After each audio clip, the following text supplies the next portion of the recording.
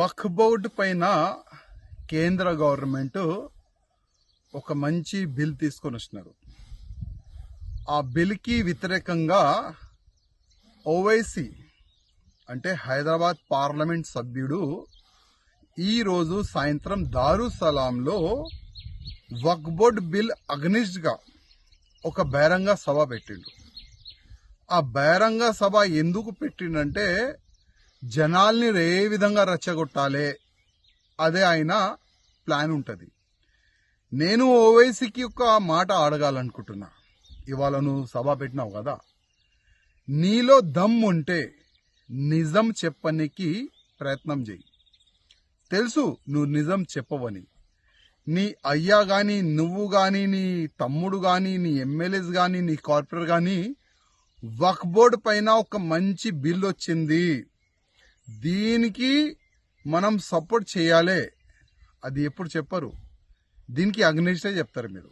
ఎందుకంటే వక్ఫ్ బోర్డు ల్యాండ్ని అమ్మిపించిన మీరే, వక్ఫ్ బోర్డు ల్యాండ్ని కబ్జా చేసినారు మీరే, వక్ఫ్ బోర్డు ల్యాండ్ని తక్కువ డబ్బుల్లో రెంట్కి తీసుకున్న మీరే. ఇవాళ ఓల్డ్ సిటీలో కానీ మొత్తం తెలంగాణలో కానీ ఎన్నో ఎకరాలు వక్ఫ్ బోర్డు ల్యాండ్ కబ్జా చేసి అమ్మిపించినారు మీరే. అప్పుడు మీకు యాద్ రాలేదా? వక్ఫ్ బోర్డు ల్యాండ్ అల్లా ఇచ్చిన ల్యాండ్, దానికి కాపాడాలి, దానికి అమ్మొద్దు, తక్కువ రెంట్కి ఇయ్యకూడదు. అప్పుడు యాద్ రాలేదా? ఇవాళ కేంద్ర గవర్నమెంట్, మోదీ గారు government, Bharatiya Janata party government వక్ఫ్ బోర్డు ల్యాండ్ సేఫ్ ఉండాలి ఒక మంచి ఆలోచనతోని దానిపైన ఒక బిల్లు తీసుకొని వచ్చినారు. ఇవాళ వక్ఫ్ బోర్డు దగ్గర 9,50,000 ఎకరాలు ల్యాండ్ ఉన్నది. అదే 9,50,000 ఎకరాల్లో ఎన్నో మడిగలున్నది, షాపింగ్ కాంప్లెక్స్ ఉన్నది, అగ్రికల్చర్ ల్యాండ్ ఉన్నది. అసలు ఆ డబ్బులు ఎక్కడ పోతుంది? అదే డబ్బులు సరిగైన యూజ్ కావాలి, దాని గురించే ఇది బిల్లు. ల్యాండ్ ఎవరు కూడా అమ్మకూడదు, దాని గురించే ఇది బిల్లు. తక్కువ రెంట్కి ఎవరికి కూడా లీజ్కి ఇయ్యకూడదు, దాని గురించే ఇది బిల్లు. ఇది వక్ఫ్ బోర్డ్ అగ్నిస్ట్ కాదు, ఇది బిల్లు వక్ఫ్ బోర్డుకి ఫేవరబులే ఇది బిల్లు. అది నిజం చెప్పనికి నీకు దమ్ ఉంటే సభలో చెప్పు ఇవాళ. కానీ నీ ప్లాన్ ఏంది? నీ ఆలోచన ఏంది? వక్ఫ్ బోర్డు బిల్లు పైన తప్పుగా మాట్లాడాలి, వక్ఫ్ బోర్డు బిల్లు తప్పు ఉన్నది, దాని అగ్నిస్టే మాట్లాడాలి, అది కదా నీ ఆలోచన. కానీ ఒక్క మాట యాద పెట్టుకో, యావత్ భారతదేశం ముస్లిమోలు ఇవాళ మేలుకోవాలి, సమయం ఉన్నది. ఇది చాలా తప్పు చేస్తున్నారు ఈ ఓవైసీ. రెచ్చగొట్టనికి ఇవాళ ఈ బహిరంగ సభ ఆయన పెట్టిండు. ఆయన మాటల్లో ముస్లిమోలు వస్తే మీకే నష్టం, యాద పెట్టుకోండి. ఎందుకంటే కేంద్రం భయపడదు. బంగాల్లో మీరు ఇంత దౌర్జన్యం చేస్తున్నారు, హిందువుల్ని చంపుతున్నారు, కేంద్రం భయపడలే. యావత్ భారతదేశంలో ఎన్నైనా మీరు దౌర్జన్యం చేయండి, ఎన్నైనా మీరు రోడ్డు పైన డ్యాన్ చేయండి, కానీ ఒక్కసారి వక్ఫ్ బోర్డు పైన బిల్ వచ్చిన తర్వాత రిటర్న్ బిల్ పోదు. ఈ ఒక్క మాట యాద్ పెట్టుకోండి. బిల్లు తీసుకొని వచ్చిన తర్వాత దాంట్లో ఏమేం చాలా మంచిగా పెడితే బాగుంటుంది, దానిపైన మీరు చర్చ చేయండి. ఆల్రెడీ చాలా వరకు చర్చకి సమయం కూడా ఇచ్చినారు పార్లమెంట్లో, కానీ ఓవైసీకి దమ్ లేకుండే ఆ వక్ఫ్ బోర్డు పేపర్ బిల్లుని చింపి పాడేసిండు.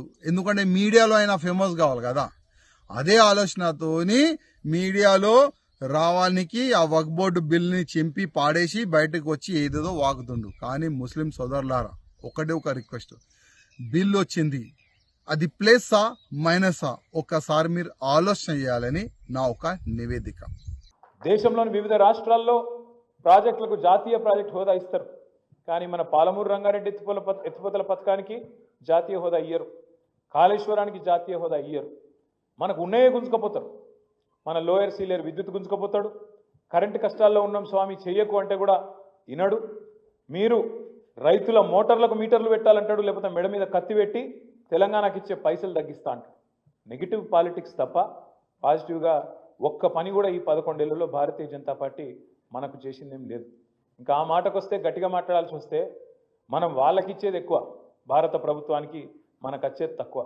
మనం ఇచ్చేది రూపాయి, ఆడికెళ్ళి వాపసు వచ్చేది 45 పైసలు, అంతకంటే ఎక్కువ మనకు రాదు. మనం ఈ దేశాన్ని సాదుతున్న రాష్ట్రాల్లో ఒకటి. ఈ దేశానికి పైసలు ఇచ్చి పోషించి వెనుకబడ్డ ప్రాంతాలకు ఇవాళ దేశాభివృద్ధిలో నిజంగా జాతి నిర్మాణంలో పాలు పంచుకుంటున్నది తెలంగాణ బిడ్డల చెమట రక్తం అనే మాట నేను గుర్తు చేస్తూ మీ అందరిని ప్రార్థిస్తా ఉన్నాను. ఈ మత పిచ్చి అనేది సాటి సోదరుని సోదరుడుగా చూడకుండా, సాటి మనిషిని మనిషిగా చూడకుండా ఆయన హిందూ, ఈయన ముస్లిం, ఈయన క్రిస్టియన్ అని చెప్పి ఎంతసేపు ఆ ముద్రలేసి సమాజాన్ని విచ్ఛిన్నం చేయాలన్న ఆలోచన తప్ప లేకపోతే ఏం కథలు ఇవన్నీ. ఒక ఆయన మాట్లాడతాడు బీజేపీ ఆయన, హిందూ ఖత్రేమే అంటాడు. ఏది హిందువులట ప్రమాదంలో ఉన్నారట, హిందూ ఖత్రేమే హే అంటే నాకు ఒకటి అర్థం కాలే. 2014 దాకా హిందూ ఖత్రేమే నయ్యే, 2014 తర్వాత హిందూ ఖత్రేమే హే అంటే అదేం లెక్క? ఇన్ని రోజులట హిందువులు ప్రమాదంలో లేరట, ఇప్పుడు మాత్రమే అయిందట. మరి మోడీ గారు వైఫల్యం చెందినట్టేనా, ఫెయిల్ అయినట్టేనా? మరి మోడీ 2014 తర్వాత మోడీ గారు ప్రధానమంత్రి అయిన తర్వాత, భారతీయ జనతా పార్టీ అధికారంలోకి వచ్చిన తర్వాత 80% ఉండే దేశంలో, 80% హిందువులు ఉండే దేశంలో హిందూ ఖత్రేమే హే అనే స్లోగన్కి అర్థం ఉందా అసలు? స్వాతంత్రం వచ్చినప్పటి నాటి నుంచి లేని పంచాయతీ ఇప్పుడు ఎందుకు పెడుతున్నారు కొత్తగా?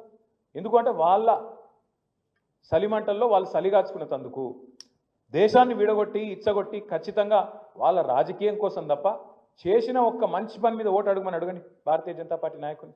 ఏ ఒక్క భారతీయ జనతా పార్టీ నాయకుడైనా ఓట్లు అడిగేటప్పుడు నేను ఒక 5 పదాలు చెప్తా: హిందూ, ముస్లిం, పాకిస్తాన్, జై శ్రీరామ్, మోడీ. ఈ 5 పదాలు చెప్పకుండా ఓటు అడిగేటోడు ఎవడన్నా ఉన్నాడా? నేను ఈ పని చేసిన కాబట్టి నాకు ఓటేయండి అని చెప్పే పరిస్థితి ఉందా? హిందూ అనాలి, ముస్లిం అనాలి, పాకిస్తాన్ అనాలి, జై శ్రీరామ్ అనాలి, ఓట్లు వేసుకోవాలి, అవతల పడాలి, మళ్ళా కనబడదు.